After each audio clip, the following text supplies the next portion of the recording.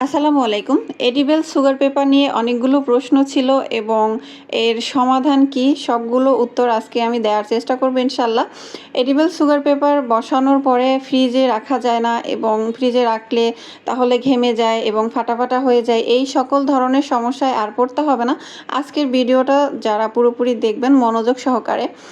তো প্রথমেই হচ্ছে অনেকের অনুরোধ ছিল যে আমি সবসময় হচ্ছে এডিবল সুগার পেপার একটা ফন্ডেন্টের প্রলেপের উপরে বসিয়ে তারপরে হচ্ছে কেকের গায়ে সেট করি। তো অনেকে হচ্ছে যারা ফন্ডেন্ট নিয়ে কাজ করে না তাদের অনুরোধ ছিল যে আপু আমরা তো ফন্ডেন্ট নিয়ে কাজ করি না, তাহলে আমরা কিভাবে বসাবো, কিভাবে বসালে এটা রিস্ক ফ্রি থাকা যায়। তো তাদের জন্য হচ্ছে আজকের এই সমাধানটা, সেটা হচ্ছে আমি প্রথমে এখানে কিন্তু একটা মোটা করে একটা চকলেট গানাশের লেয়ার দিয়েছি।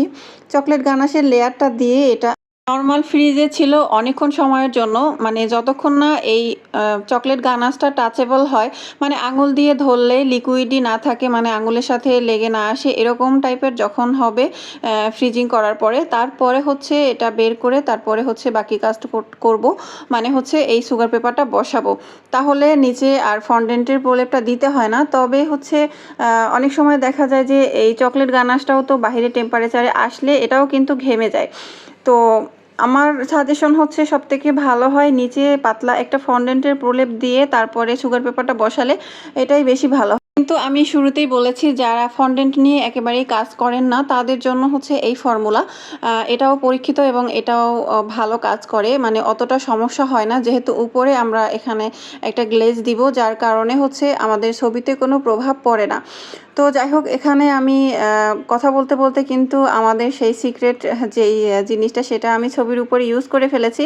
আর এটা দেওয়ার জন্য ছবিটাও গ্লেজি হয় এবং এটা বাহিরে বের করার পরে আর ঘেমে যাওয়ার যে একটা সম্ভাবনা থাকে সেটা আর থাকে না।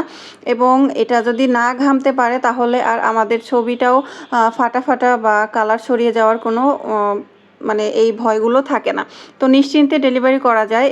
আশা করছি আজকের এই ভিডিওটা দেখার পরে যারা এই সুগার পেপার নিয়ে টুকটাক সমস্যায় পড়তেন এবং ডেলিভারি করতে অনেক ঝামেলা হতো, তারা ইনশাল্লাহ আর কোনো সমস্যায় পড়বেন না। তো এরপরে যদি কারো কোনো প্রশ্ন থাকে কোনো ব্যাপারে অবশ্যই আপনারা কমেন্ট করে জানাবেন, আমি উত্তর দেওয়ার চেষ্টা করব।